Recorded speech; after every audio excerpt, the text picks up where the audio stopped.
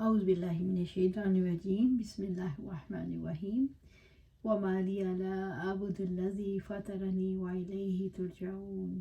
اور مجھے کیا ہے کہ میں اس ہستی کی عبادت نہ کروں جس نے مجھے پیدا کیا اور اس کی طرف تم سب لوٹائے جاؤ گے۔ سورۃ یاسین آیا 22۔ وما لی لا اعبد الذی فطرنی، اور مجھے کیا ہے کہ میں اس ہستی کی عبادت نہ کروں جس نے مجھے پیدا کیا، یعنی وہ کون ہے جو مجھے اس کی عبادت سے روک سکتا ہے، جس نے مجھے پیدا کیا، جس نے مجھے وجود عطا کیا، جو مجھے رزق دیتا ہے۔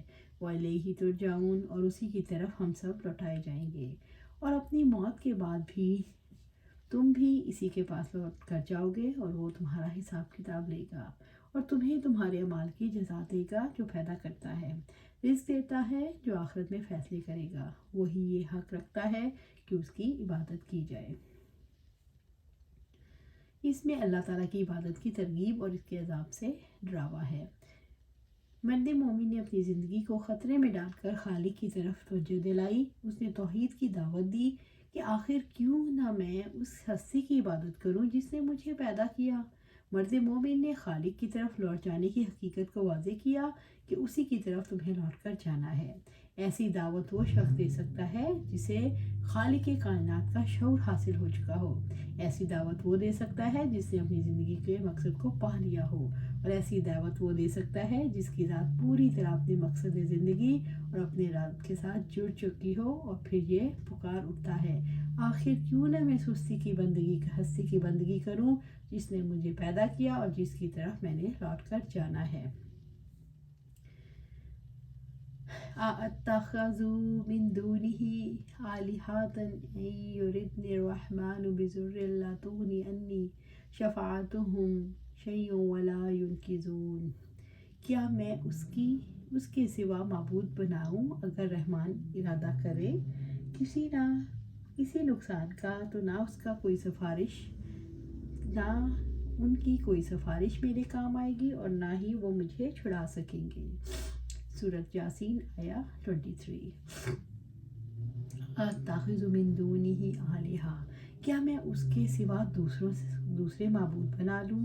کیا میں اس ہستی کو چھوڑ کر جس نے مجھے پیدا کیا ایسے معبود بنا لوں جس کے اختیار میں نہ کوئی نفع نہ نقصان ہے؟ ان کے اختیار میں زندگی ہے نہ موت ہے، نہ وہ کسی کو محروم کر سکتے ہیں نہ عطا کر سکتے ہیں، نہ وہ سنتے ہیں اور نہ وہ دیکھتے ہیں۔ ان یردن الرحمن بضر لا تغنی عنی شفاعتہم شیئا، اگر رحمان ارادہ کرے کسی نقصان کا، نہ ان کی کوئی سفارش میرے کام آئے گی۔ اگر میرا مہربان رب مجھے نقصان پہنچانے کا ارادہ کر لے تو ان کی سفارش میرے کچھ کام نہیں آ سکے گی۔ وَلَا يُنْقِذُونَ، اور نہ ہی وہ مجھے چھڑا سکیں گے،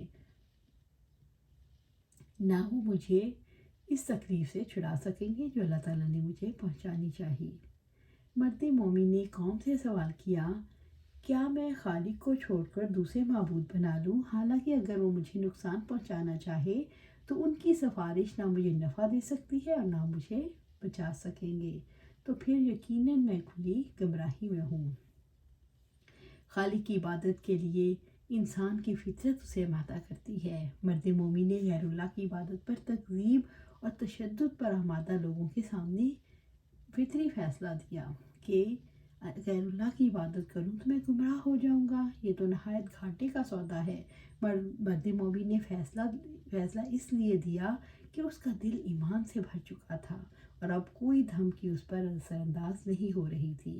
انی اذا لفی ضلال مبین، یقیناً میں تب ضرور کھلی گمراہی میں ہوں گا۔ سورۃ یاسین آیا 24۔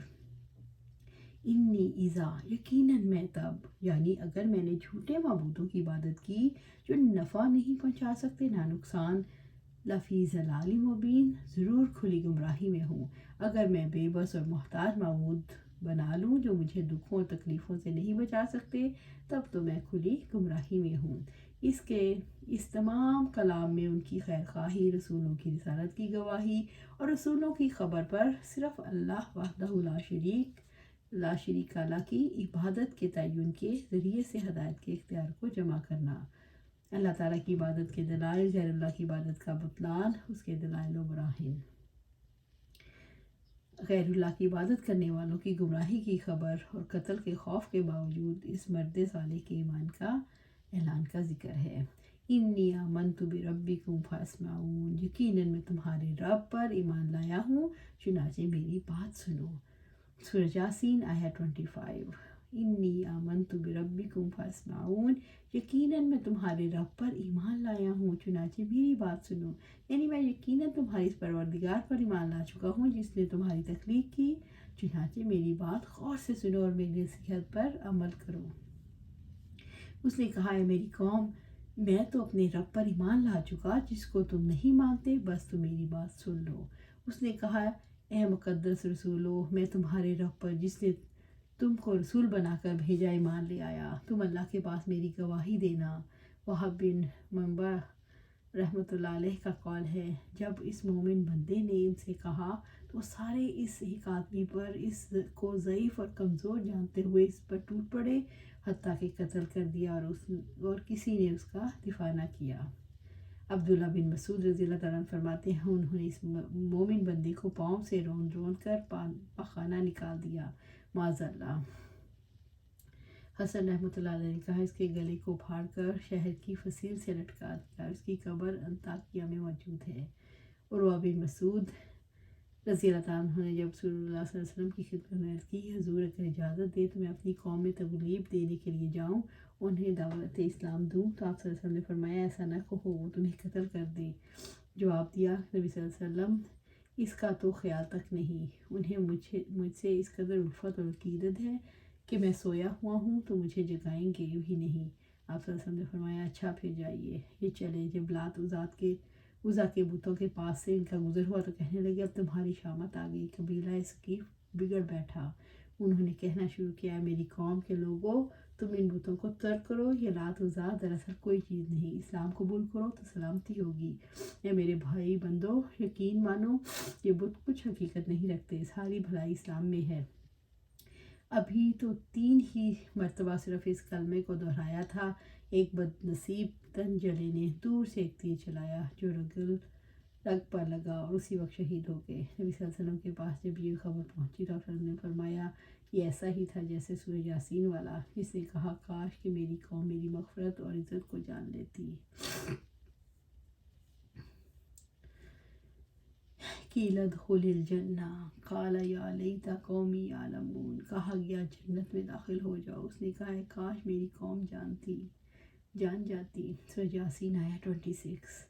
قیل ادخل الجنہ، کہا گیا جنت میں داخل ہو جاؤ، فرشتوں نے موت کے وقت کہا جنت میں داخل ہو جاؤ۔ قیل ادخل الجنہ، جب وہ مومن بندہ جنت میں داخل ہوا تو اس نے اپنی آنکھوں سے اس کا نظارہ کیا جو اللہ تعالیٰ نے اسے عزت و شرف بخشا، یہ اس کے ایمان اور اس کے صبر کی وجہ سے حاصل ہوا۔ قیلا، اس نے کہا، اس شخص نے کہا، ادخل الجنہ، کیا میں جنت میں داخل ہو جاؤں؟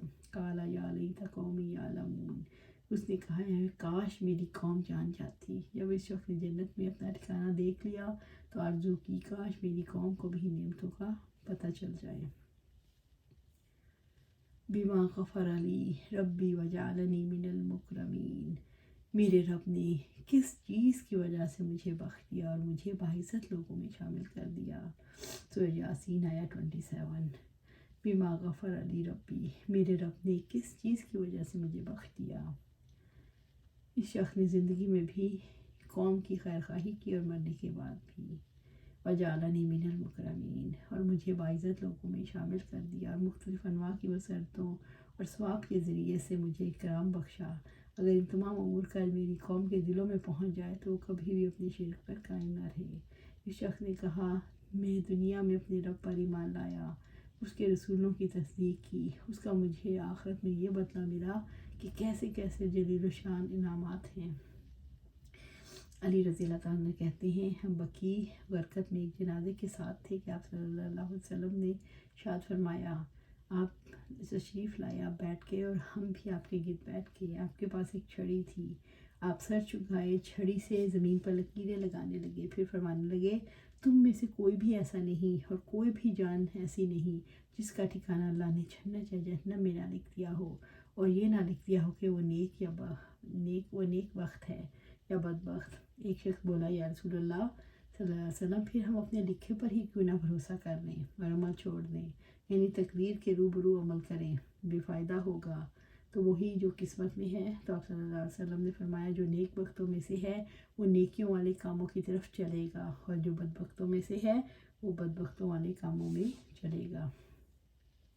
مرد مومن نے اس جہان سے گزر کر بھی یہ چاہا کہ لوگ جان لیں میرے رب نے کس وجہ سے میری مغفرت فرما دی، یعنی کاش لوگ ایک رب کی عبادت کی حقیقت کو سمجھ جائیں، اور کاش انہیں یہ پتہ چل جائے میرے رب نے مجھے معزز لوگوں میں شامل کر لیا، تاکہ وہ بھی اس اعزاز کو حاصل کرنے کے لیے ایمان لے آئیں۔ اللہ سبحانہ تعالیٰ سے دعا ہے کہ ہمیں قرآن و سنت پر عمل کرنے کی توفیق دے اور اس پر جمع دے، ہمیں جنت الفردوس کے اعلیٰ مقام پر جگہ دے اور ہمیں جہنم سے بچا لے، آمین یا رب العالمین۔